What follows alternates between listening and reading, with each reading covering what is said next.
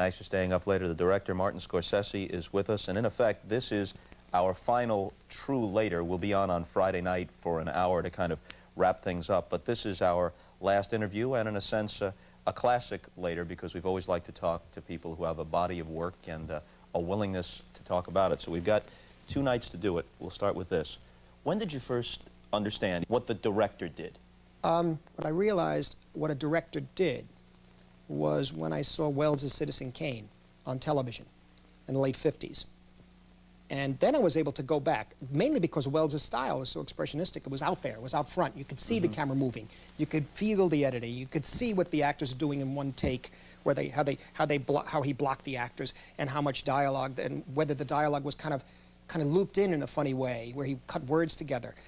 You can really taste what directors were doing at that point by watching his style.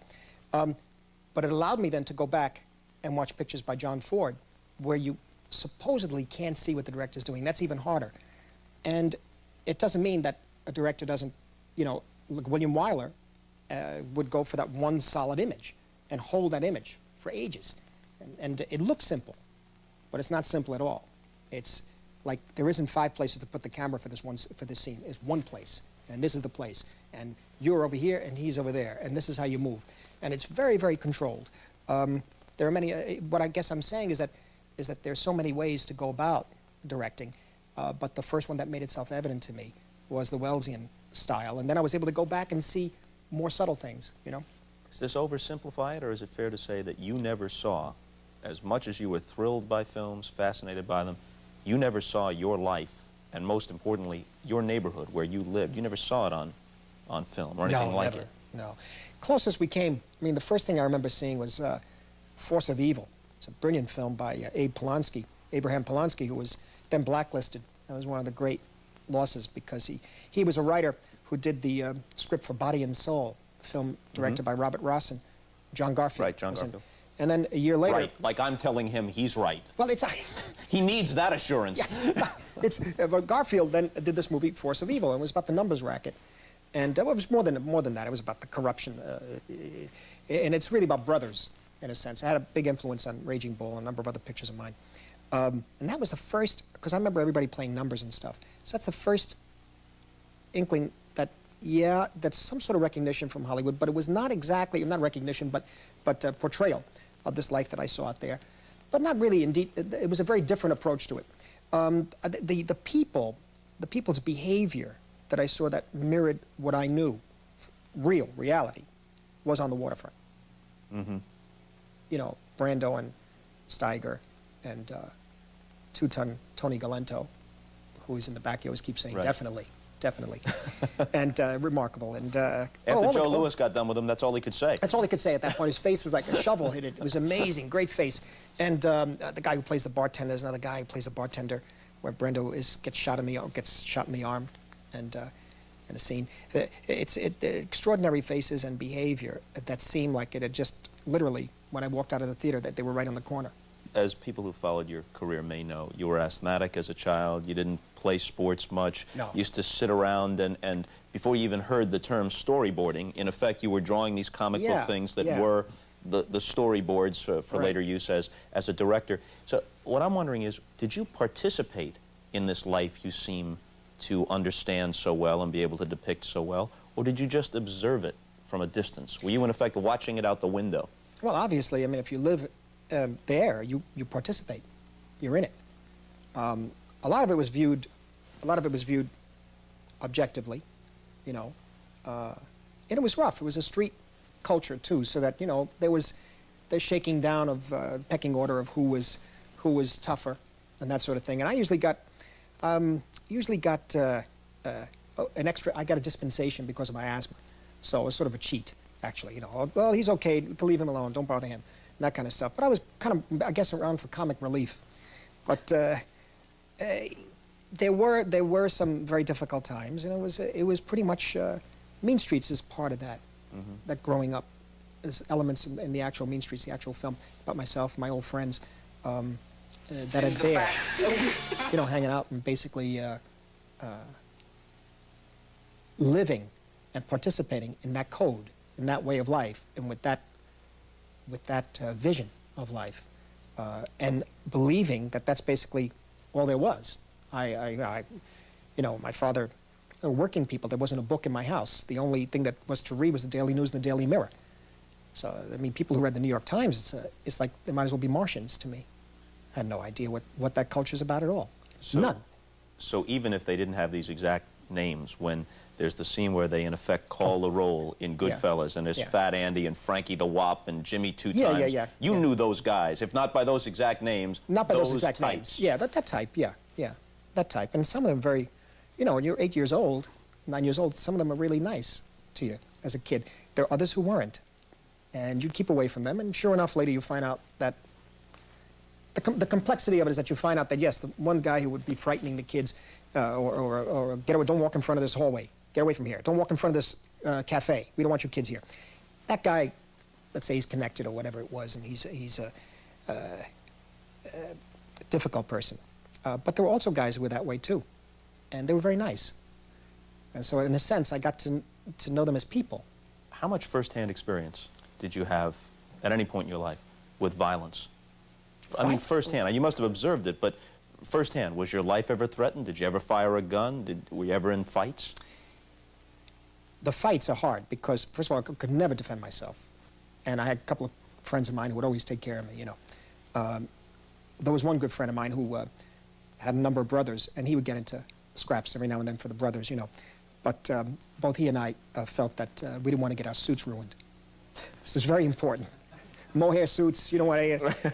You know, we were delighted in the fact that we'd avoid certain confrontations. We'd arrive 3 minutes late. Oh, we just missed it.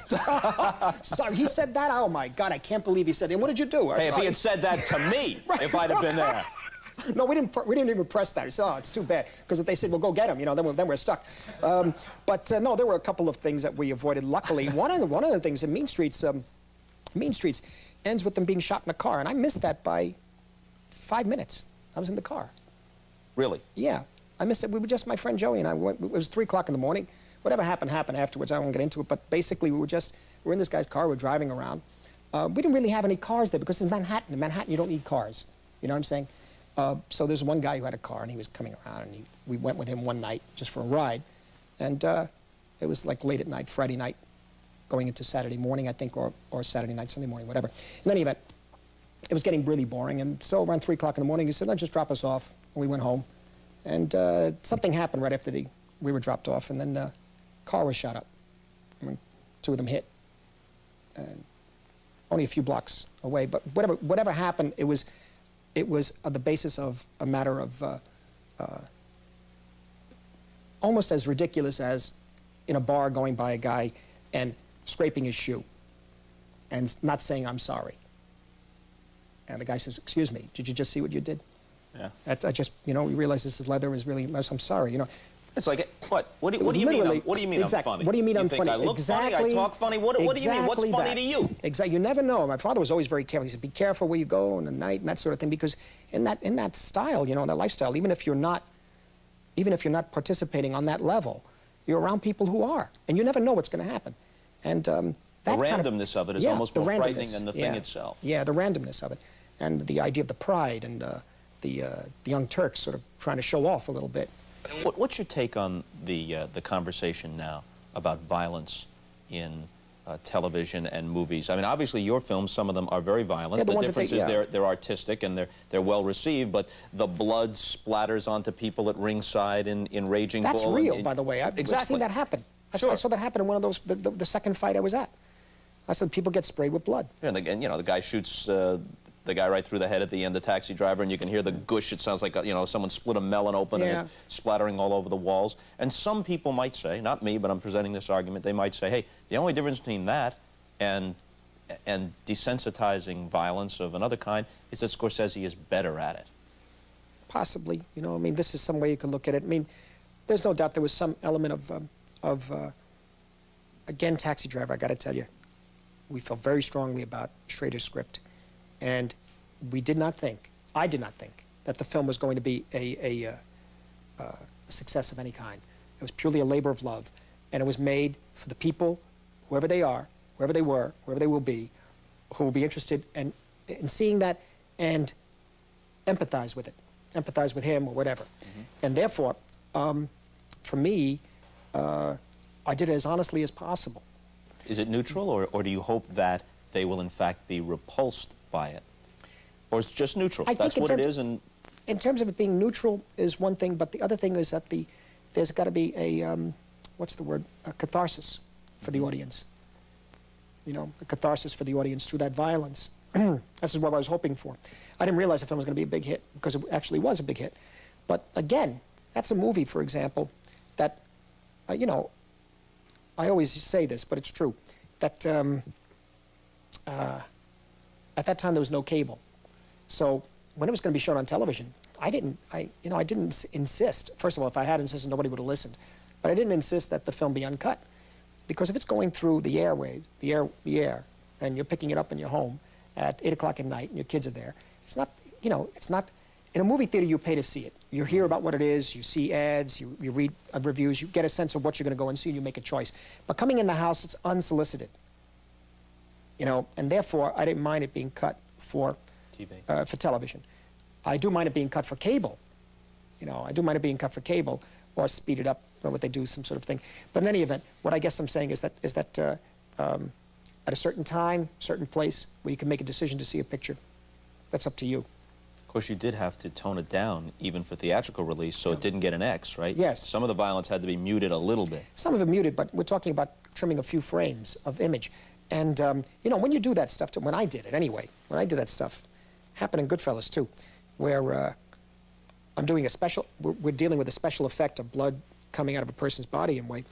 You tend to, as I look at it, I tend to keep seeing the tubes going up the guy's arm, and a guy behind him pumping, and somebody else pulling a string, and it doesn't look real to me at all, so I leave it on a little longer.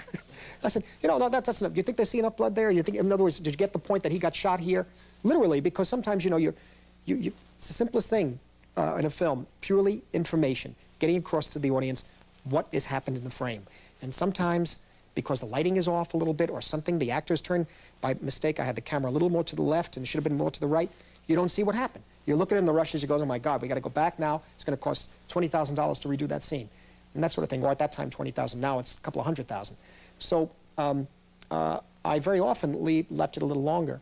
And at that time, too, that myself and Schrader and John Milius and Spielberg and all of us, De Palma, were all sort of young Turks at the time, dealing with the kind of new freedom in the cinema.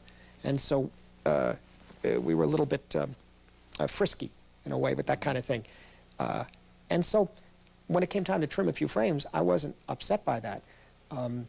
What I did figure out, however, was to just decrease the color, because the blood, to me, looked fake.